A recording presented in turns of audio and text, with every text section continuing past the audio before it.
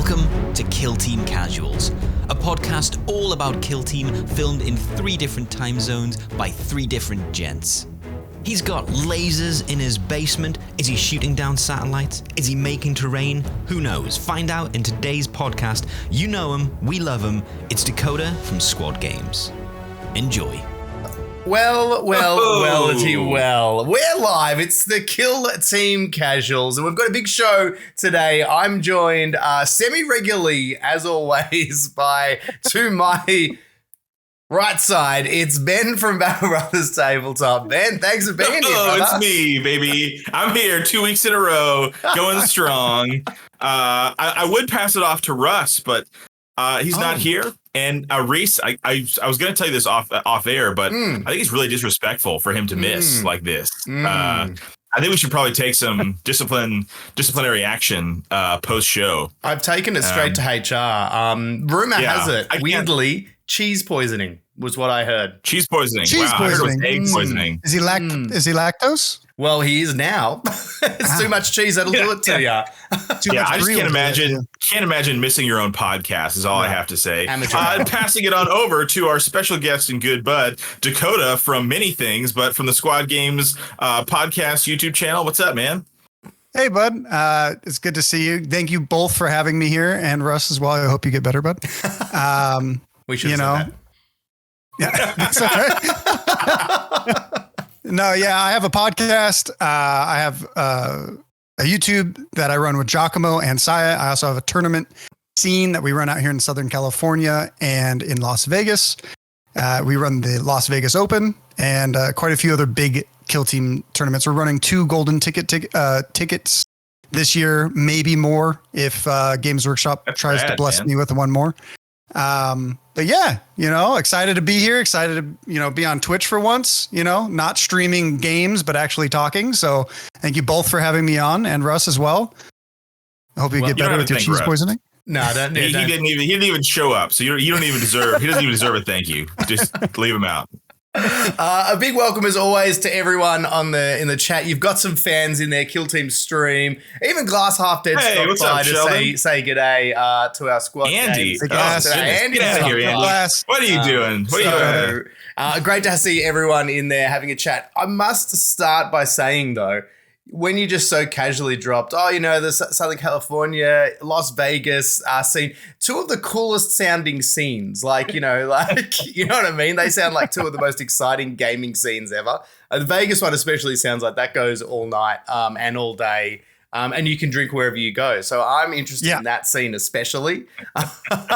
So LVO last year, we were the biggest tournament in North America, and then KTO tied us at 87 players. Ooh, Exactly tied. Yeah. Oh, no way.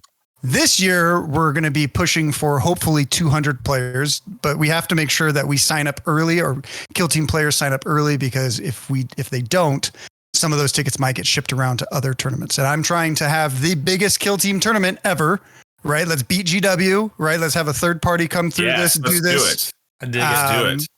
And it should be good. We're doing 3 rounds this year. We're doing Friday, Saturday, Sunday, 3 games each, but also everything's done before 5. So you could go out and watch your Britney Spears. You could go and eat at Chef Ramsay's. Don't hit me with a good time, brother. Don't hit me with a good time. I'm assuming that's 5 a.m. as well. That's what you mean, right? That's.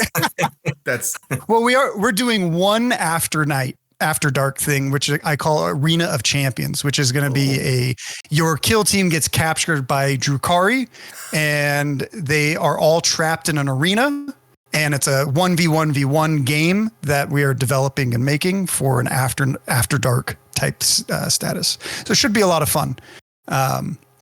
Use my affiliate link if you guys go and get tickets. Appreciate it. Thank you. Yeah. Well, make sure, share that with us, and we'll pop it in the Discord and get that running as well. Obviously, the tournament scene's such an interesting thing, and it's obviously for a lot of people. I guess we all love the idea of tournaments and getting started, but as someone organizing them, how do you even get started in that? Did you have to start just small with mates, or did you just deep end and just go for it? Well, that's a little bit more of a complicated answer. So first and foremost, I showed up to LVO 2020. Fought Janice, very first round. She's awesome. But first round. Oh man. Yeah. And who won? Well, it was the pods. I won that one. Sorry, Janice. I had to. Oh, wow. That's why I brought it up. That's why I brought it up. It's silly. I was playing Eldar and she wasn't. So, she got the Eldar buff the next day, came with Eldar, but that's besides the point. So I met Sheldon, Kill Team Stream. He's in our chat. I'm not looking at chat. What up, man? Yes. Yeah. But I also played him. And afterwards I was like this weird dude. Like I was like, oh, I like Warhammer. I've been playing for 20 years. Like, cool. I was like, oh, I make terrain. And he was like, sure, bud. I was just like some nobody. And then I sent him a picture of a 3D arena that I, hand sculpted, used like resin blocks, silicone molded it and all that kind of stuff. And I dedicated that to my late mother-in-law who passed away. So that board is actually right back there. Oh, wow. I called it Sector Imperialis, but oh, wow. Yeah. So I dedicated that to her in tribute. I spent like probably 3 or 4 months on that project. And I started just going to tournaments. Sheldon was like, hey, you got a laser. Can you make me some terrain for some of my upcoming tournaments? And I was like, sure. What do you want? And he gave me the dimensions. Then COVID happened. Oh. Right. So we never actually got to use any of that terrain. We went and we played through Kill Team 2022, I believe, at LVO. And the Sheldon ended up wanting to take away a step back. So he was like, hey, Dakotah, you already have a laser cutter. You can produce this terrain really easily. Because there's 2 things when you want to start a tournament, right? One of which is, do you have enough terrain? And can you source enough terrain? And the problem is, if you source terrain, you have the issue of, can stores necessarily provide you that terrain? Are you going to have to buy all that GW plastic? What if the event, everything changes, right? What if you bought a bunch of Chalneth and Chalneth sucks, right? So because it does. Because it does. Are you speaking from experience? Yeah, that sounded like experience, didn't it? 100%. And I love the look of Chalneth terrain. In fact, it's one of my favorite terrain sets that they've produced. It just sucks for Kill Team, in my opinion. Sure, yeah.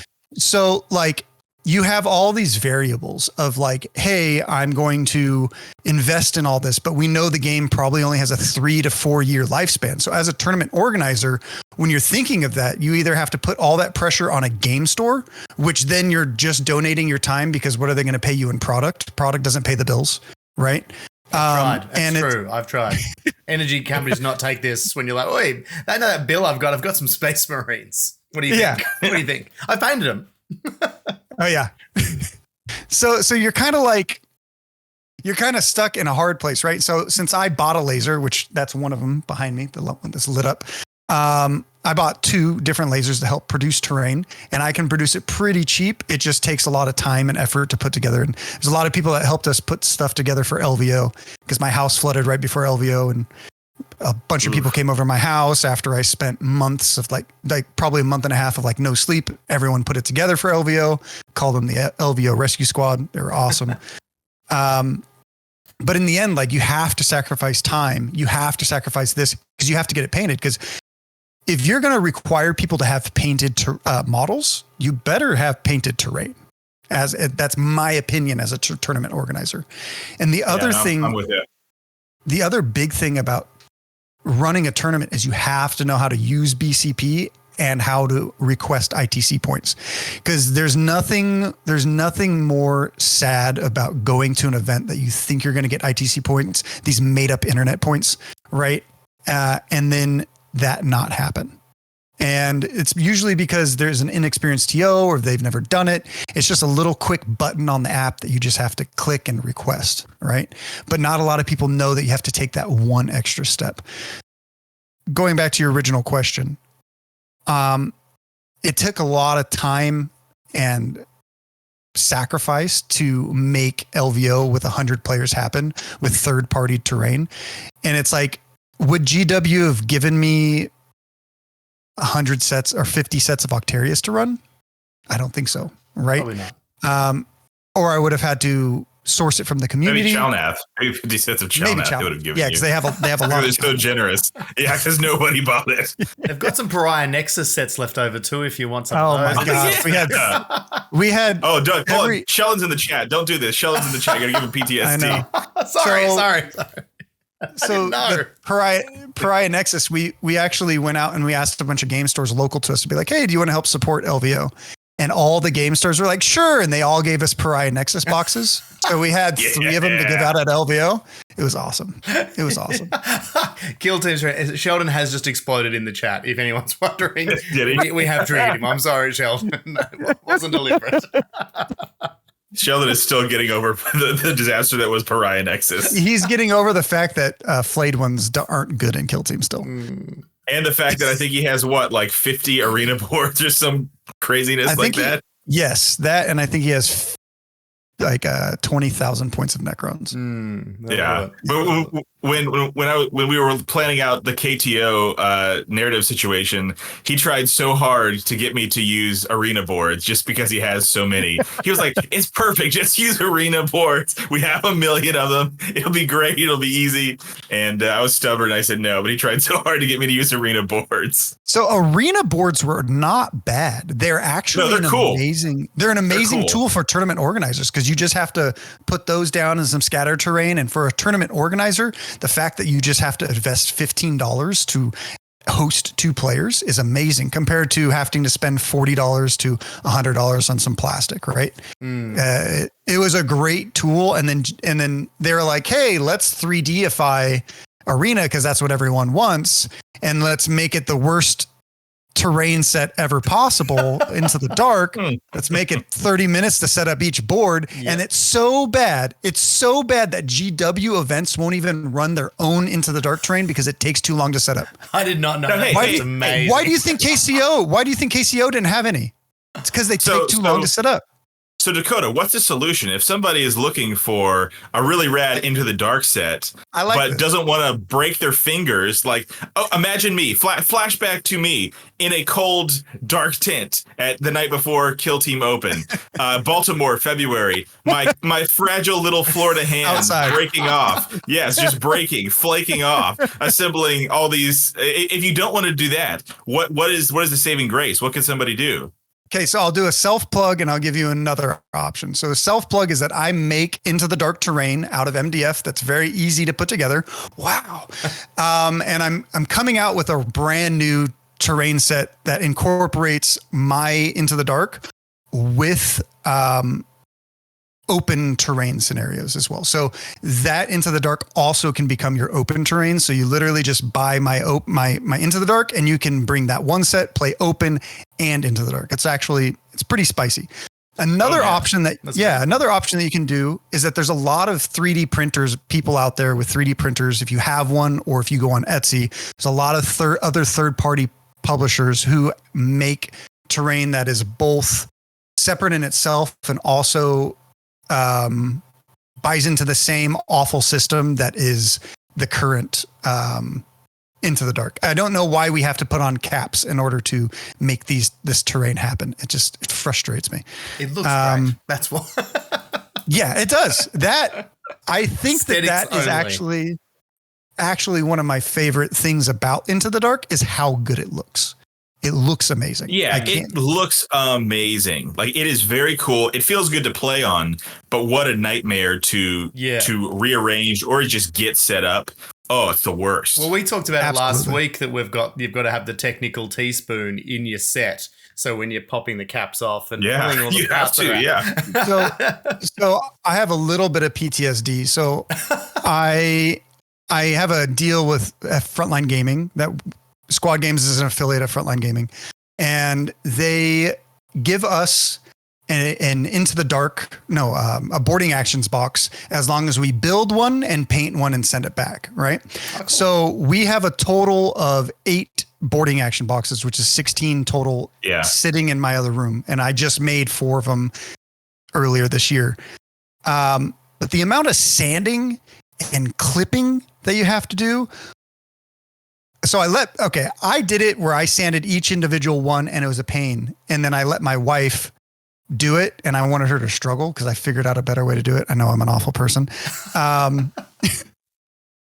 But I wanted her to, everyone has to experience that once. Putting that set together is awful, right?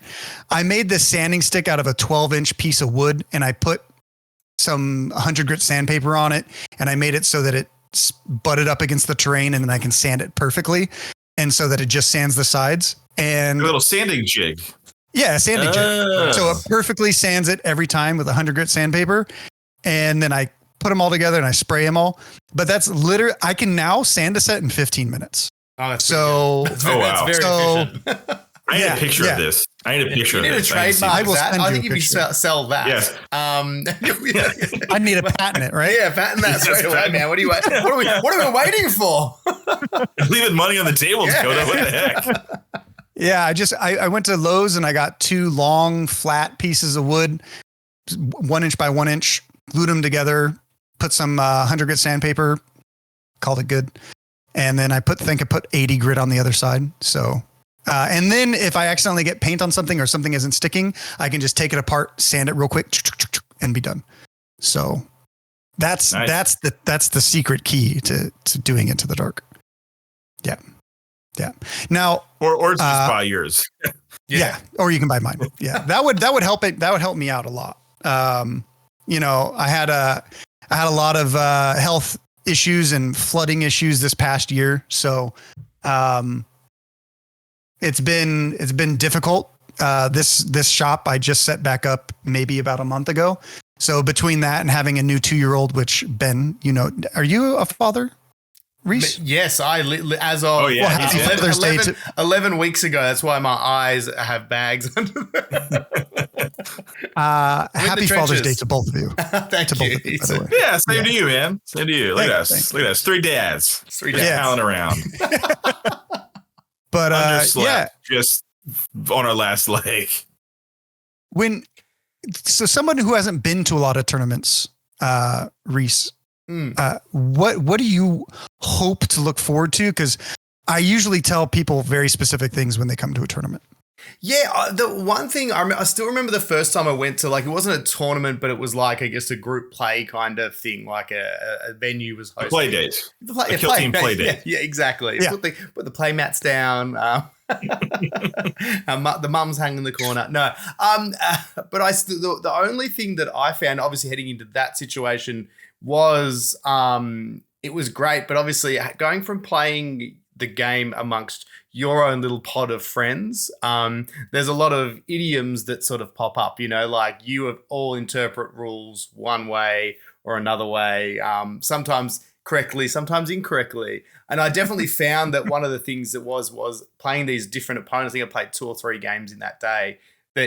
That was probably the hardest thing, was that consistency of rules and those discussions. And obviously that's part of where a TO comes in. You've got that person you can go to. But that's probably the biggest thing, is just making sure, one, that I'm not a nuffy and I've got everything right and I'm prepared to play the game the right way. But also making sure that, you've got a support network. So if it is a bit, oh shit, are you sure you can do that kind of thing? Doesn't become any sort of. And how do you guys settle that in Australia? A fist fight, obviously. Yeah, how do you guys settle it? Yeah. I was going to say, is it a boomerang fight? Yeah. Is that how you guys settle it? Yes. It's a tradition. It starts with that anyway. Well, somebody has to sound the didgeridoo to kick it off. And it's a boomerang fight, right? Yep. And then we just drink Bundaberg and punch each other's mums after that. It's great. So that's my big thing is also, even what you talked about before, ITC points, probably that next step up too of becoming a kill team casual, stepping into the world of, well, what do the victories mean? What don't they mean? And am I ruining the experience for a good player? Would be the other thing as well. So is there anything that you would else expect? Would you expect water or drinks or, AC? What are these? What some things? Here's the thing: is when we're talking about TOs and stuff, we have to think about these things, right? Because sometimes we're limited by space. Yeah. Sometimes, especially with inflation, I don't know how it's going in Australia, but in America, inflation is insane. So Yeah. we have to charge more. Like, what are like some basic amenities that you also kind of like, not going to many tournaments, just think that should be there right off the bat? Yeah, definitely. Well, I mean, I think the big thing there, as you sort of touched on, is the amenities you expect versus the price you pay to enter as well. So, I mean, if you're paying $10 to get in, $10 dues in the Australian currency, if you're paying that, you're obviously, your benchmark's pretty low. You're just playing in the desert. You're playing on a big rock in the desert. On real ground, real dirt. It's just sand. Yeah. No shade. I don't understand when you guys bull ants coming in. Setting up mats and stuff. I'm like, dirt. Just get a rake, guys. It's easy. But the basic amenities would be that, I guess, a venue that's got enough space, obviously, to host. Obviously, terrain that's of as good, if not better quality than I would have at home. You know, I said I definitely think that's a good point. Part of the atmosphere is coming in and seeing great boards, great setups, and it feeling a bit more special than you might have just kicking around at home. I think that's part of making it feel a little bit bigger. Air conditioning or heating, depending on what time it is.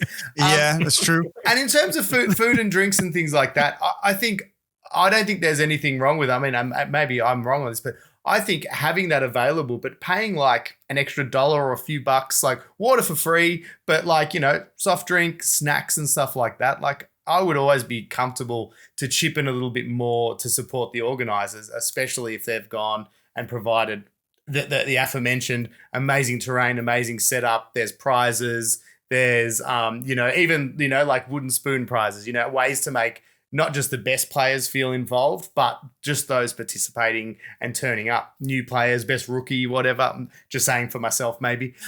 Yeah. little things like that. Best looking rookie. Yeah. Just put it out there. Best hair on a rookie. brought some headshots in if anyone wants some. Just hand them out. Yeah. So I think that the number one thing that I would say to people that are coming to a tournament or who I try to convince to come to tournaments, the kill team casuals, the kill team narratives, the people that aren't part of the kill team scene or the competitive scene is that how many games do you normally play a month? Ooh, I would say between the two of you, I'd say probably three. Yeah, probably three consistently. I'd like more, but 3 consistently. How about you, Ben? I get in lately. I'm getting in more just because of Warpfire, the shop I work at. Like, I'll probably get in maybe 5 to 10 games a month. Oh, humble nice. It's fine. Okay, yeah, he gets in more than me. So I would say that the average kill team player is playing between 1 to 3 games a month. All right, and you're building your team, you're playing them, you're looking at content like us, right? And when you go to a tournament, it's not always about winning. Obviously, you would like to go there. If you don't know the rules as well, that's okay. That's what the TO is there for, right? Your opponent's not going to lambaste you or dislike you because of that. But you're going to get in as many games. You're going to get in, but like 4 games in one day, which is sometimes 4 months worth of games or an entire month's worth of games for one person, right? If you go to 2 per month, then you don't even have to play out with your friends if you don't want to. But that would be great. Ultimately, I'm not actually a huge fan of them.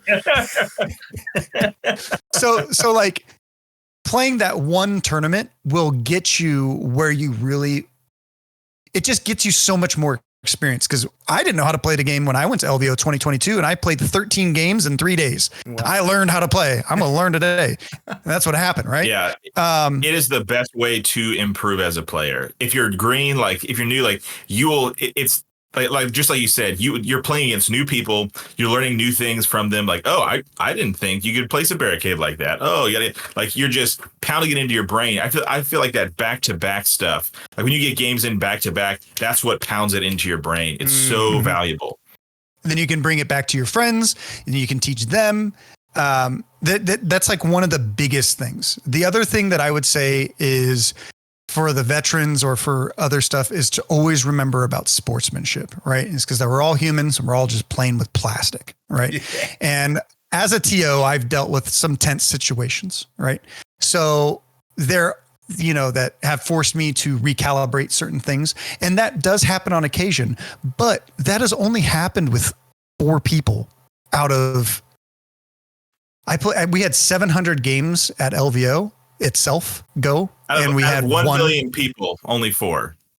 Well, yeah, out of 1 million people. Might as well round up. Out of 1 million simple, right? players, only 4 people. So, those bad eggs, those bad experiences don't generally happen, and that's what some people are really worried about, or that come from the Warhammer community or come from other communities, right?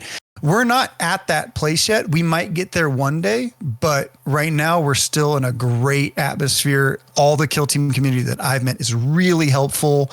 And if you're new to the game, they help you a lot. So for anyone out there that's just, tournament curious, just go play one and see what happens.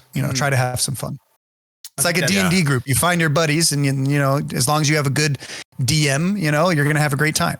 So, well, I think that's a good point too. The chat actually said, Primaris Painter said too, how important even just a great clear briefing at the start of the event from the TO as well, to make sure everyone's on the same page, everyone's feeling comfortable before it kicks off, and that can be hugely important as well. Yeah. Now, I've never been to a Games Workshop event, and I'm very interested to see what Ben thought from KC. Oh, yeah. Yeah, man. Yeah, I was at Kansas City a couple weeks ago. Went with, again, plug it again, Warpfire, the best mini store on the planet. And so my boss is a big, get it. Oh, we sold out, dude. Sold out pretty quick. It's nuts. Everybody wants Leviathan. It was crazy. So I went. My boss plays Sigmar. That's his main game. He loves it. He's a monster at it.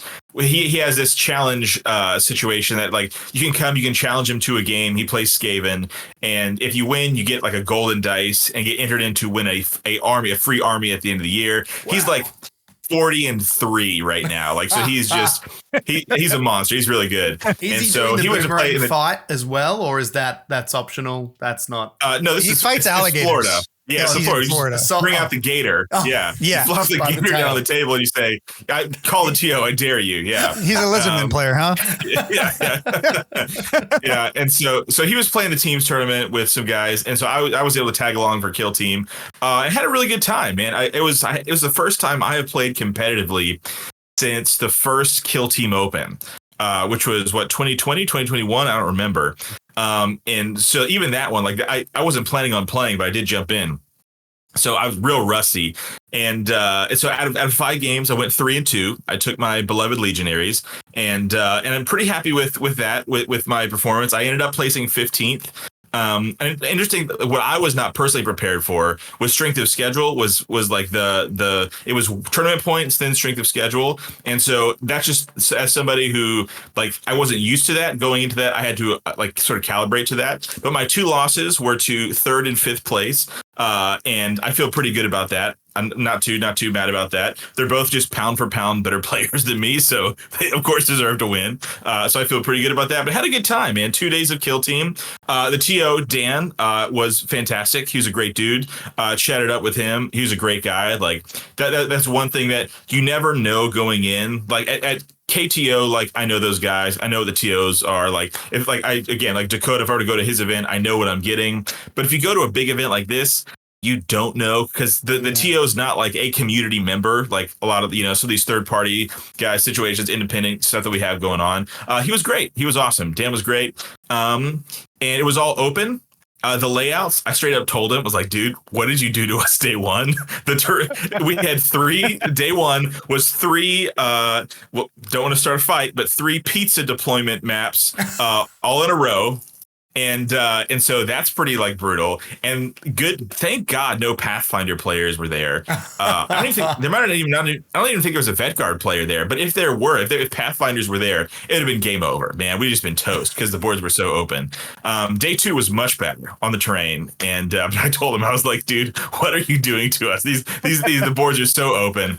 But it was good. Day 2 was good. It was a really good time. Aside from, again, I had to calibrate to the strength of schedule being such a high high tiebreaker and placings situation. But aside from that and the open boards, it was a great time. It was run really well. Dan was a really great TO. Shout out to Dan. He will never watch this, but he's a good guy. And Friend of the show, I'm sure he's probably in the chat. If I'm being honest, he's probably in the chat. It's probably here. Yeah. But it was a good time. Yeah, and that was my first GW event as well, because my previous experience has been Kill Team Open. I think that's it. Both years Kill Team Open.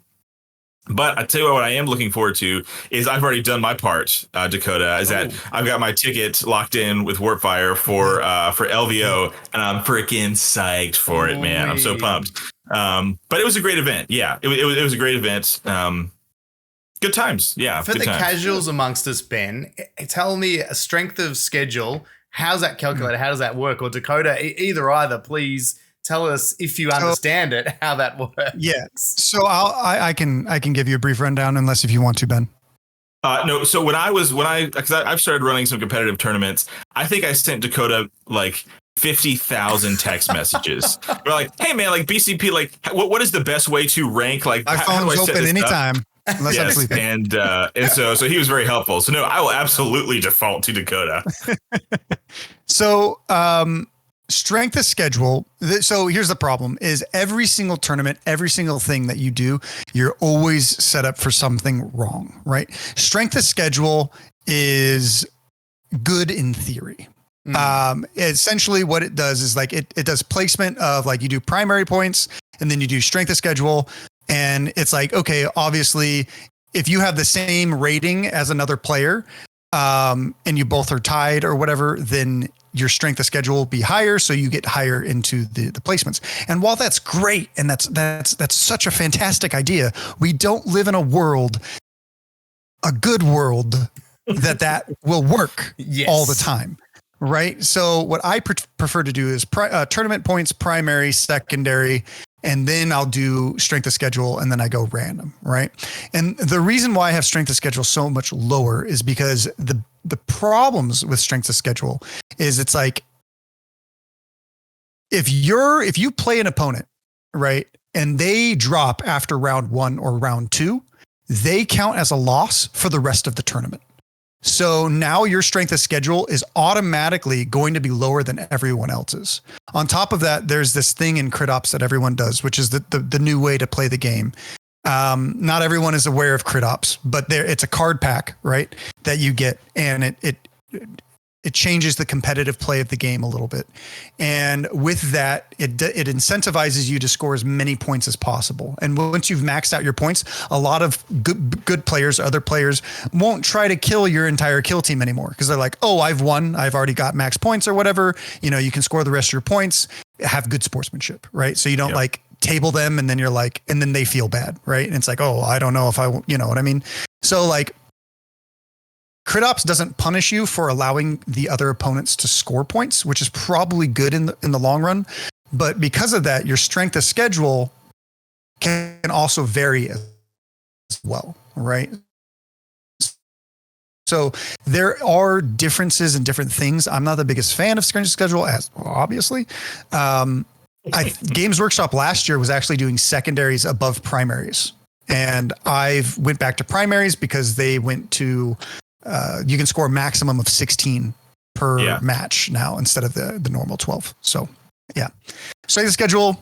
If you're a TO, just think long and hard before you actually do it, because you get your things of, you know, like Ben's situation. He had what, 3 wins or 2 wins, 3 wins? So 3 and 2, went 3 and 2. So even if someone else scored less points than him, if their strength of schedule was harder, they're going to go up in the rankings. So it just depends if you want your strength of schedule or like how many tournament points you scored over the entire event.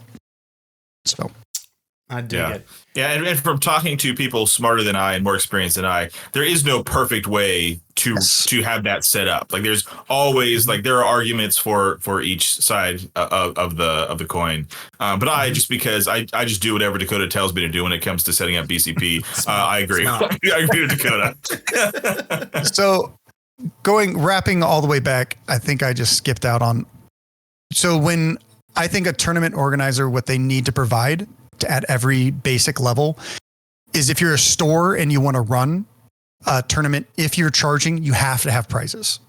right? You have to. And if you don't, that's going to be really bad for the team. And you for the tournament, you might not retain anything, because ultimately we want to build the community. We want the retention as tournament organizers, right? If you're a third party, don't expect to make money, right? This is not something that you're going to make a lot of money, maybe in your second, third, or fourth year after you've built up your terrain supplies and stuff.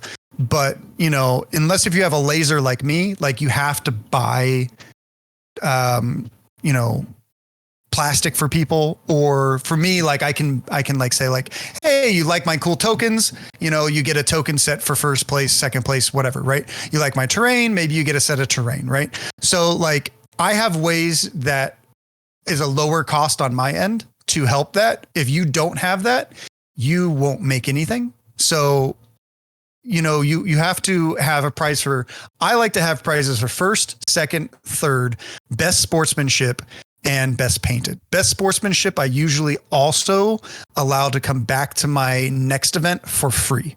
And while I'm losing ticket sales, while I'm losing ticket sales off of that, those are the people that we want to have in the community, right? Screw first place, you know? They'll be back anyway. They won. They'll be back. Yeah, exactly. You know, we want those sportsmanship players. We want people to battle for that, because that's what ultimately matters, right? We're all playing a game that we all love, and that's what we should be putting forward, right? Yeah. Oh, by the way, I have a critique of the GW situation, is that they did not have a best sportsmanship prize for there, which really frustrated me actually. I didn't get a chance to talk to Dan about it, but it bugged me, because I in the past have won best sportsmanship at events that I've attended, and so I also think, like, when I go, I'm not going to win. One person's going to win, and it's not going to be me. I know that. I have that tattooed on my chest. One person's going to win. It's not going to be Ben, right? Those are words that I live by. But what I do go thinking, man, what I can do is, while I'm like trying to, you know, play the best I can, I want to make sure, like, a win for me is if the person on the other side of the table is having a great game. Like, no matter what, like which way it's going, like, I'm there and like we're cracking jokes, we're having a good time. If I roll all ones on my plasma pistol, I'm gonna, you know, like laugh and not have a meltdown about it, right? And if my opponent rolls, like, I played Liam, right? Liam beat me. He beat me too. He beat me too. He beat me. Yeah, man, the monster, dude. And getting beaten by children. Love it. The dynasty. Ladies, no shame. It's the dynasty, the Garrett dynasty, man. They're gonna take over the Kill Team world. And they already are. And so, but like one time he rolled like all ones on his goat sergeant plasma pistol, and we just erupted, and it was amazing, and it was the best thing that happened. And like just having a good time with your opponent is so important, because at the end of the day, like I said, we are playing freaking board games as adults. It's an adult play date. We all decided to come up and show up and play with our toys. If you're gonna be a jerk, stay home. Like, get out. Nobody. If you're gonna be a jerk, nobody wants you here. Yep. Agreed. How do we go about the one thing that's interesting too, and this is probably the thing I would find interesting, is obviously pace of game at a tournament as well, because obviously you've got a set time per game. Shot colors. That's how I do it. Shot colors. Yeah. Every 15 minutes you get a shot, and it increases in intensity. Yeah. Well, that's going to happen. That's going to happen in Arena of Champions. Very 1 minute. You have 1 minute to make your move, and if you don't make your move, then your model takes D6 mortal wounds. It's going to be great. I dig it. Ooh, not on the person, but on the model. Oh, no. No, take it back. On the person or nothing. All right. Yeah. In Australia, you get D6 mortal punches in real life is what they do. They just punch you straight 6 to times. the kidneys. It's great. Yeah. So what GW is recommended in a white dwarf in the past. I'm sure Sheldon will be typing right now. This page, this book, this white dwarf. Thank you, Sheldon. You're the man. They recommended 2-hour games. They used to recommend an hour and 30, right? But sometimes newer players need the extra time. Like if you have people like Chris Bocke, right? Can finish a game in 45 minutes. That dude is a monster, right? But he plays on chess clocks at home so that he never times out in a match. And what we do is always 2-hour long matches. And then I have a rule that if you don't complete it, then you can get a blue card. A blue card is like, like a time warning. And then if you get 2, then you have to play on a time clock. And if you get 3, but I usually give players grace as well. So if you're 5 minutes over, you're 10 minutes over, it is what it is. But if you only get to the second round, then it's like, hey guys, we got to speed it up. So when you come to a tournament, I would say like feel comfortable enough with your team that you could at least try to finish or get close to finishing within that 2-hour time period. Because as much as I would love to let every game finish, we have to run. If you have less than 8 players, you can finish a tournament in 3 rounds. If you have over 8 and under 24, you can finish a tournament in 4 rounds. Anything above that, you need 5, 6, 7, 8, right? So like, that's why LVO, 9 rounds, 200 people. Most tournaments are going to run 4 rounds, right? So that's 8 hours of gameplay, 1 hour lunch. That's pretty much the entire time a store is open, right? So you have to make sure that people are staying on time. And unfortunately, sometimes that means that you have to cut games early. Yeah, because that's such an interesting thing, because I guess is also part of the game and part of the strategy too, isn't it? That not only you're playing the game, but you're playing it at the correct pace. Because if you sit there and think for 10 minutes on every single move, well, that's not really part of the game necessarily, is it? Because you're playing your own type of game there, which is very different. And you're going to drive your opponent crazy if you do that. Good way to win the worst sportsmanship award is if you take 10 minutes per activation. Yeah. If you bring an intercession model or intercession team, you're probably never going to have a problem finishing the game yourself. If you're going to bring Warp Coven, because they're so complicated, or Vet Guard or Pathfinders or Cultists, these teams with above 10 to between 10 and 15 models, or 11 and 15 models, it can be a struggle for some newer players. But typically Legionary players, Bakis. We're cruising. We're cruising, man. That's one thing that I try to prioritize. Like, I never want to penalize my opponent because, like, you got to get to round 4. You got to finish. Everyone wants to get the point. That's something you have to be thinking about. Like, how do I make sure my opponent, like, I want to get all my points and I want my opponent to get all his points. So we got to finish this thing. Yeah. My other quick tip is when you are setting up a game, right? Don't just give your opponents the spark notes. Don't say like, hey, Steven Seagal, he's my mind layer, which he is. My Vet Guard are all action heroes, but like Steven Seagal, he's my mind layer. He can do this. Here's Sarah Connor, my plasma gunner. She can do this. If you go through each of your models like that, you're going to take 15 to 20 minutes off the time clock. And then your opponent's going to do the same thing because they feel the need to reciprocate. And now you have 30 minutes to 40 minutes down and you only have an hour and 20 minutes to play the game. So find out those things that your team can do tricksy wise. And then just give those spark notes, label which guys are yours, and then just try to start the game as fast as possible. Yeah, because that's a really good point. Because I reckon that's sometimes even a thing, even just amongst casual games or with my friends, we find too. It's like by the time you sit down, you go, here's every guy I've got. Here's every ability. There does have to be a little bit of, I guess, is there a little bit of onus on your opponent to at least understand the basics of most teams they're probably going to come up against? Yeah. I like to say, like, get the gotchas out of the way. Like, if you have a gotcha on your team that maybe somebody might not know about, just say, exactly. Like, exactly. When I'm supposed to die, I don't die. Or like, this guy could turn into a torment, and I don't know if you know this, but he could heal all of his wounds, and it could like just get the gotchas out of the way. If there's something that would like lead to a feels bad, because you don't want to win because you like pulled the hood over your opponent and they didn't know you could do a thing. That is not a good way to win. In our last podcast, Rob said it perfectly. He said that if you rely on gotchas to win the game, you're playing the game wrong. You shouldn't rely on gotchas. You shouldn't rely on these underhanded tactics, or exploiting moves that your opponents do wrong in order to win the game. Because ultimately, like, why would you want to win that way? And why do you want to play that way? Right? Winning doesn't mean that much. We're just playing with plastic. Sure, the prizes can be cool, right?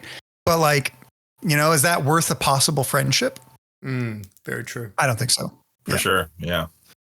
And then one thing just to close out maybe the tournament, or unless Rhys, if you have anything to add. No, you fire away, one big tip that, like, if you are not like a Dakotah who's like running major events and like at hotels and stuff like that, or venues, like if you want to run local events, which is how most people will be doing it, you need to become your local game store's best friend. You need to support them. You need to buy their stuff. You need to, even if it's like, not the discount Amazon price, you need to support your local game store. You need to show up, be nice, be a cool person. And once you have that connection, then they can say, hey, actually, now you can take this Saturday and run a kill team tournament here. Like I'm very fortunate. Like even before I started working for Warpfire Minis, Jordan was like very open about like having the kill team stuff and come in and all that kind of stuff. But like it's so convenient because now I talked to my boss and he's like, yeah, man, do it. Like everything that we charge for tickets goes back into prize support. Like not trying to make any money off. Best way to do it. Trying to, yeah. And so we give out like this past time, like first prize won $500 in store credit. Next time we're going to share the love and spread it out a little bit more, but we want to just do a big one, but become best friends with your local game store, support them, like not with like ulterior motives, but like just support them because without them, you will not have a scene. Like you need to make friends with them. I would say two things. I would definitely say that if you're looking to run a tournament, also, I wouldn't do it for free. Like if you're bringing in the store money, right, then I would, hopefully they're going to give you something back in return because you are donating your time, right? Whether you're an employee, they give you money, or if you are a TO, maybe they give you part of the overall prize because they shouldn't be walking away with money. The biggest red flag that I have when I work with different game stores is that when I go and I meet them or I call them and I'm saying like, hey, this is how we do it. I charge this much. How much do I need to pay your store for us to let us run a tournament there? And how much are you going to give in price support? If they say I'm not going to give anything in price support and they're charging like $20 a ticket or $15 a ticket or something like that, then it's like, I'm not going to run an event there because I'm trying to give as much back to the players as possible. So game stores should also realize that when people are coming into your store, they are building your community, and that events aren't the way to make money at game stores. It's the clientele that you keep and to show how good your game store is, and it's also the product that those players will buy at your store, right? So those are the super important things that I would say as a third party organizer is to look at game stores and see what they're, because I've been burned too many times, and there's just some things that are very, very run of the mill that you should be doing, and that's the things you got to look for. Yeah, like there are, not everybody is blessed to have a good, like nice, friendly local game store. Like there are two in my town in Ocala. One is bad and one is Warpfire Minis. So like we're very blessed. But like not everybody has like a good place to come and play games, because some places you walk in and you just feel the vibes are like do you not want me here right now? Like I've been to game stores where it's like, yeah, it's like that. This doesn't feel good. And if you're coming there for a tournament, you're not going to feel good either there. So yeah, good stuff. It's all about the vibe, guys. It's all about the vibe. You got to have a good feel. It really is. Is there any good like local stores in Australia that you go to, or do you usually play from homes? And well, I mean, a lot of my sort of main group is we sort of rotate arenas between people's houses. But no, we're pretty lucky. There's a number of venues that are good around my area, and there's actually. The good thing about the kill team scene in Australia is it is actually really growing at the moment. There's a number of people doing some great. I've heard things. That. Yeah, that's is Lapscallion one of the guys sort of spearheading friend that? Of the show. Lapscallion is doing some amazing stuff. He was telling me about a really cool sort of month-long sort of tournament that he's organizing, which is like. This isn't the term they're using, but I would say it's like an anti-cheese or the less played teams. So there's like teams on the list that are actually like banned and encouraged that you play the lesser scene. So yeah. Let's Cultist and Feldwar, I think, are probably the two main ones.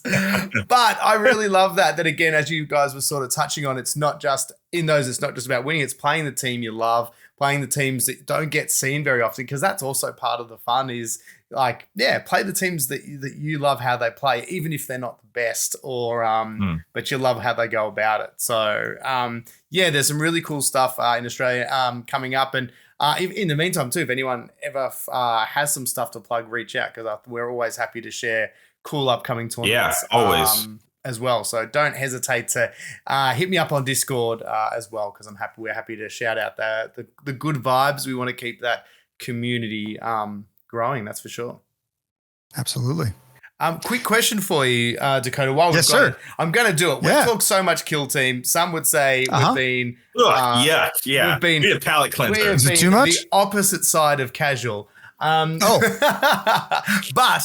Sorry. Don't get me wrong. I've loved it because I've learned so much, and I reckon everyone listening has too.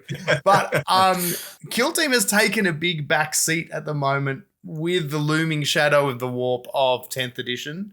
I have heard you're a pretty handy elder player. Are you excited for the new edition? I've already heard they're looking very sharp. Yeah. Oh, I bet you're pumped. Do you have your 3 support weapons ready to go?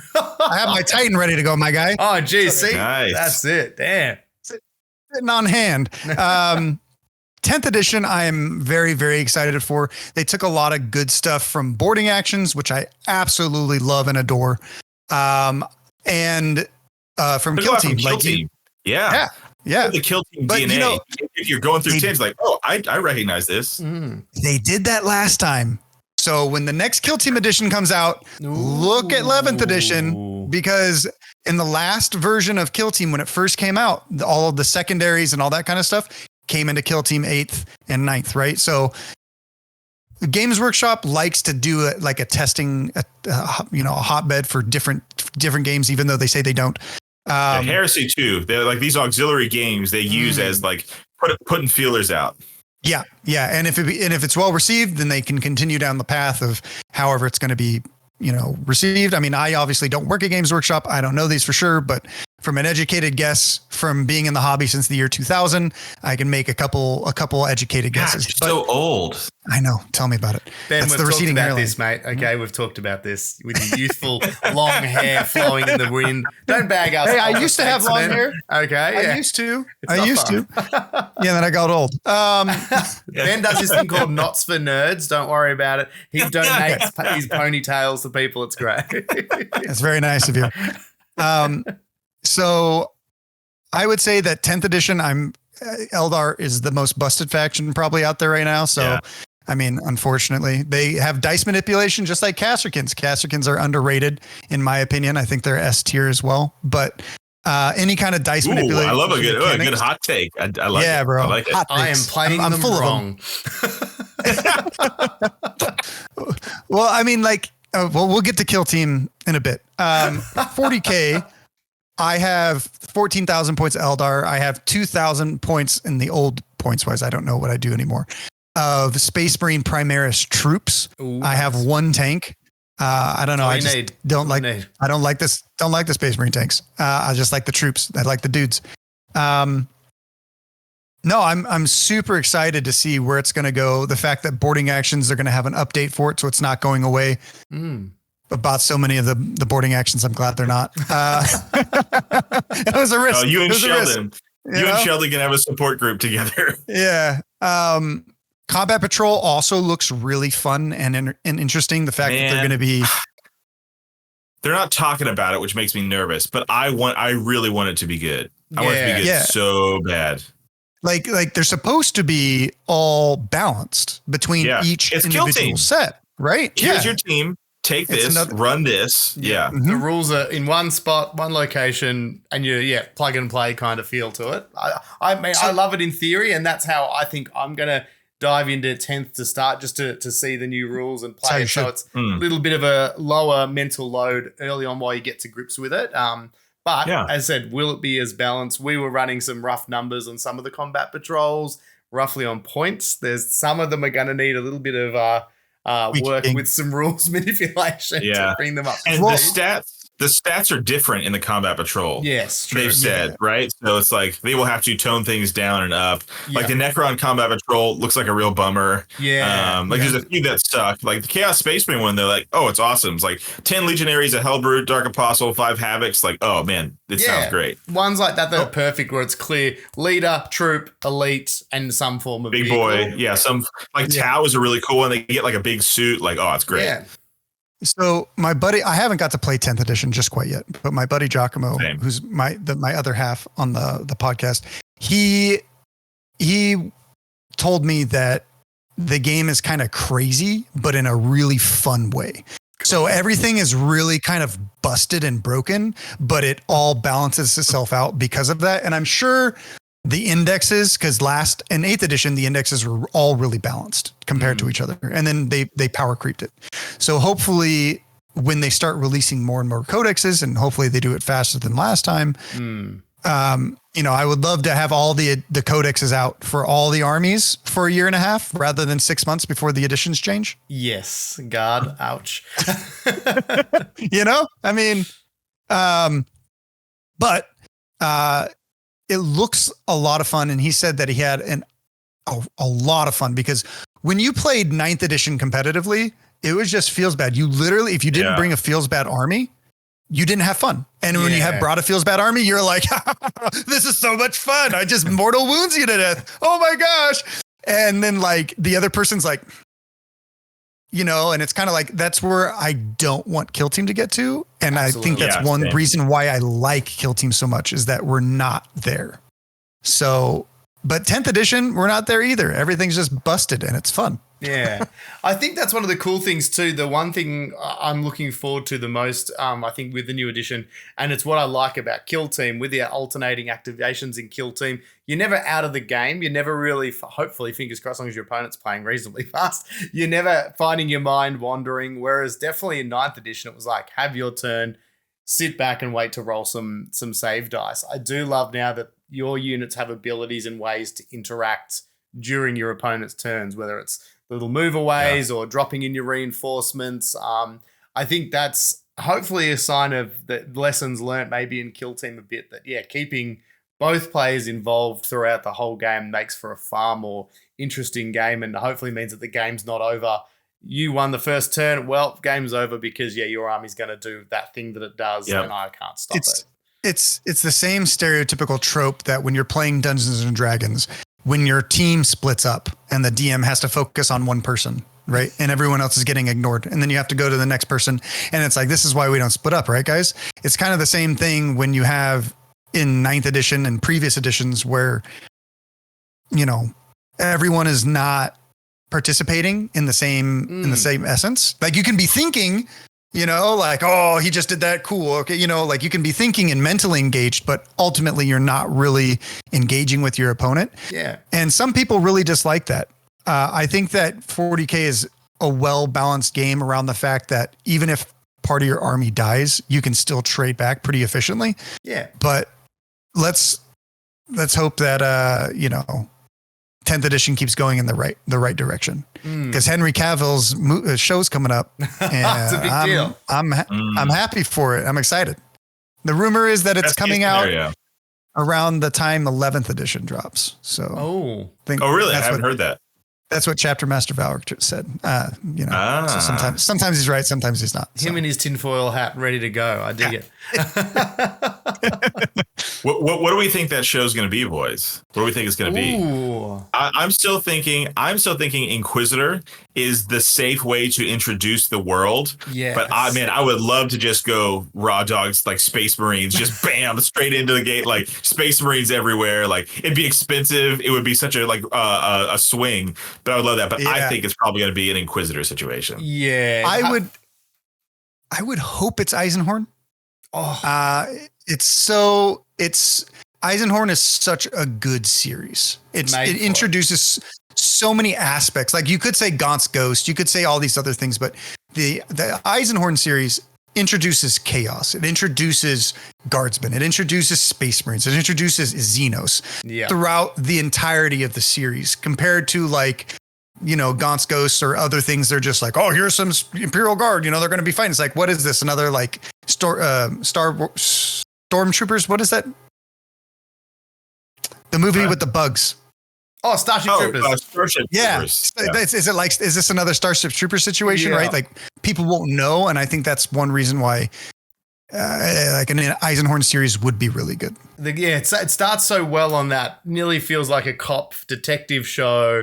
And it does such a great job of that slow grow as the universe expands around it. Because that's it. If you drop a straight out 40K, it's like trying to explain to someone who doesn't know 40K, oh, so I play this Warhammer, tell me about it. And you start telling them about it and you just see their face go, because Yeah. they're like, there's this guy, There's he's the so emperor, much. and there's these Primarchs, and then there's chaos, and it's the warp, and it's emotions, and you know, and you can just see their brains melt, and you're like, yeah, okay. So I would, yeah, it's got to just be gentle, just give you that introduction of maybe the grounded elements. So even they said the Gaunt's Ghost, at least it being a bit more human orientated, and again the ability to expand it and introduce it slowly. The more crazy and wild stuff. Yeah. I also would like to see maybe like a Flesh and Steel. I don't know if you guys have ever read that book, but Flesh and Steel is I want to pause for a second because I have never found a 40K book that Rhys has not read. Rhys, have you read this book? Flesh and Steel. This I might not have. What's wow. Flesh, right, tell me more. Tell me more. Which I might, it might come back to me. Okay, it might come back to you. So this one is about a cop on a hive world, and it's a sci-fi. It's like a mystery thriller.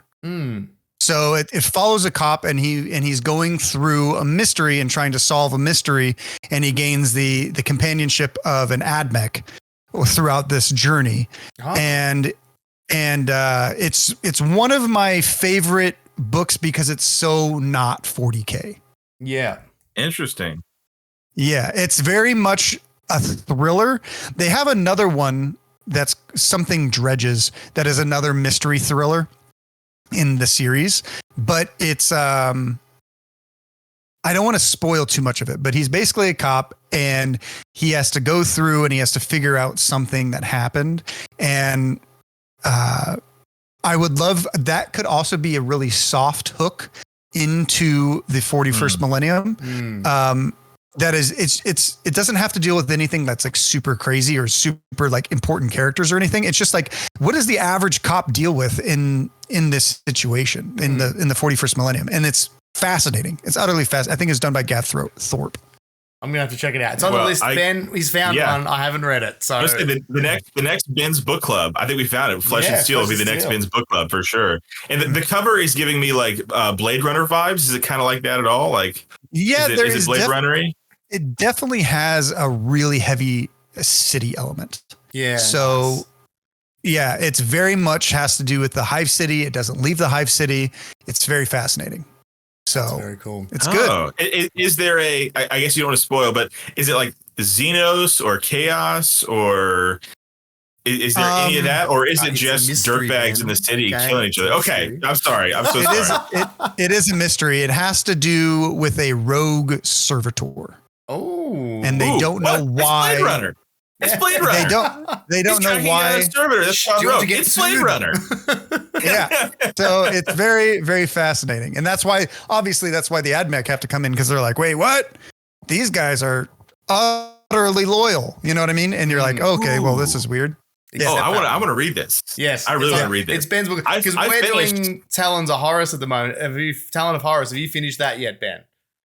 I did finish. Have you? I'm very close. So I think next time Russ is nearly he's recovered from the cheese poisoning. We'll talk that and then we can kick off Flesh and Steel. Yeah, I'm gonna start listening to it tonight, probably. Actually. Oh, he's excited. Good. Yeah, I'm gonna jump on it. You've ramped him up. You guys have heard Penitent, right? Yes, Penitent. No, yes. I haven't. See, yeah, just rattle them off. Rhys, no, I haven't. Rhys has, of course. I haven't got it because Black Library did start to bring out a few more of those. Yeah, like more. There was like I guess more the horror element ones, and a few more of like I guess a different sort of branch of their storytelling. And I haven't really gone down that route more. And they're usually a bit more sort of human focused in a hive world or hive city. And I think it's cool. I think it's it's such a big universe. There is so many different types of stories to tell, and I think it's very cool. That's I doubt that he's still in the chat.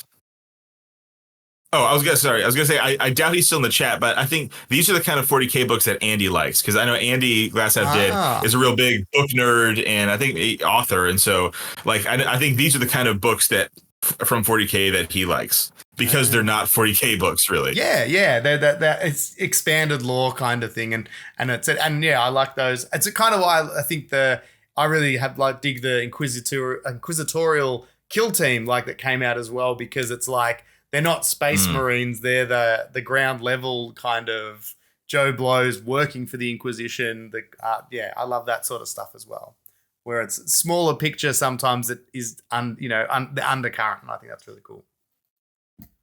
Are you planning to do anything like super cool with the hobbying of your inquisitorial team? Well, funny you should say that, one of the first things we ever did, the first challenge the Kill Team Casuals did this was nearly a year ago, was we all made our own Inquisitor quick kit bashes. And Russ made 3 different ones. I think, Ben, did you do 2, 1, 2? How many? I made one, like a scrub. Yeah. And then I made I made a retinue. So there was like a whole retinue. Yeah. And because I just got carried away, and like I sort of took a little bit of inspiration from Ravener, Eisenhorn, all those sort of books as well. So like my Inquisitor's kind of like, looks a bit like Ravenor before he got put in the chair. Ravenor. Yeah. And all that stuff. So before we got Ravenor, and I really, like, my imagination just went crazy. I started with, let's do 1 model. I ended up doing 6 or 7. And unfortunately, it doesn't really tie in with this set. Like, I've got an ogre in there. There's a giant swordswoman. Oh, okay. I see what you mean. See, my inquisitorial squad, I wanted to put Ravenor, because you can buy the Ravener model from RTLW, the third-party dude, and like the whole Dreadnought's floating chair, and have that as my additional model on my hobby track table for my Inquisition team, because he's the dude that's like controlling all of the other ones, I dig it. I really like it. That's so cool. He's as he always is in just 3 rooms over, just listening into everyone. Professor Xavier of the 41st millennium. Awesome. Well, look, that's all we've got time for today. That was a mad chat. I could have seriously kept going. Now we're getting into lore stuff. I know. We can just keep going. I could have definitely. We might have to do this again, and we'll just talk some lore stuff. Just let me know. Hell of a good chat. Dakotah, thank you so much for taking the time. Thank you both for having me on. Tell us, everyone, where they can head and check out, obviously, your terrain, squad games. Tell us where they can find everything you related, because I think there'll be some interested parties. The easiest place to go is lustersworkshop.com. And I have my podcast there. You can also go to squad.games or squad_games_entertainment on Instagram. We have a podcast. We have a tournament series. You can come and see me at LVO.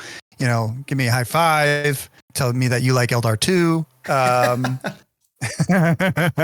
I say this not just because you're my friend, but you've swagged me out, or you have spoiled me on Luster's Workshop terrain. Like I bought the base set, and you hooked me up like a king. And if so, there's a lot of third party like token stuff out there. That's great.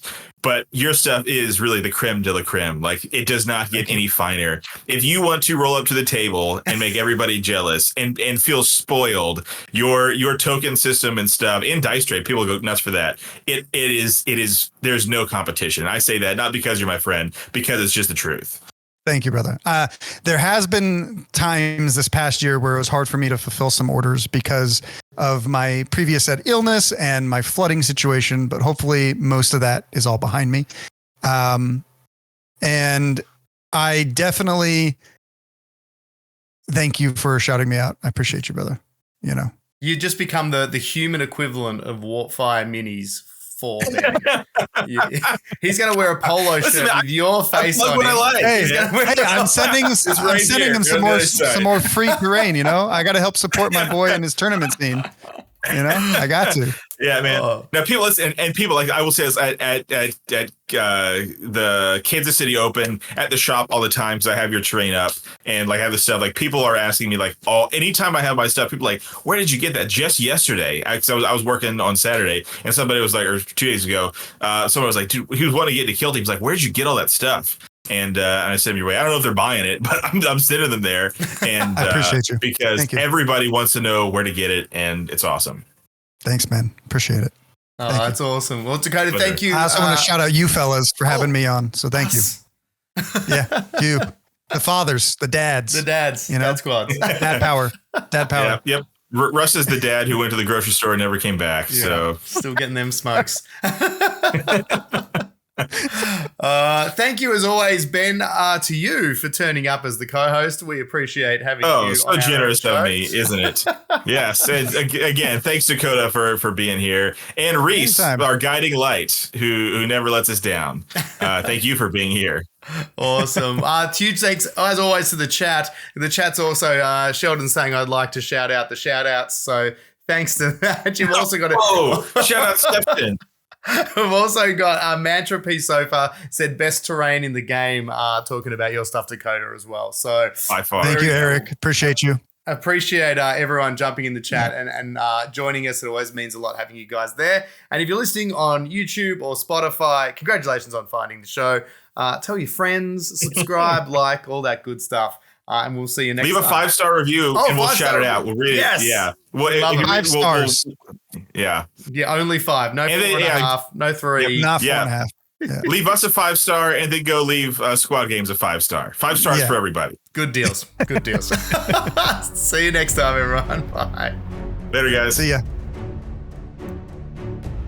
As always, a big figure 4 footlock of love from us to our patrons who keep the singlets warm and the talc on standby. A big thanks to Kill Team Ken, Roscoe88, Justin Kung, Vulture B, Average Joe 27, Kill Team Cascadia, Craig F. Lincoln, George, Alan Chapman, Hillocks, Swanky McMofo, Stooge Co, Admiral Rudy, Michael Richards, Gordon Ballantyne, Dave B, Io Adrian, Storm Owl, Jack Whittingham, Trilly Chatterjee, Vincent Cerruti, Beans, Mark Schuller, Matthew Alessana, and Gaston. And don't forget to submit a face pic if you want to be part of the Royal Rumble t-shirt.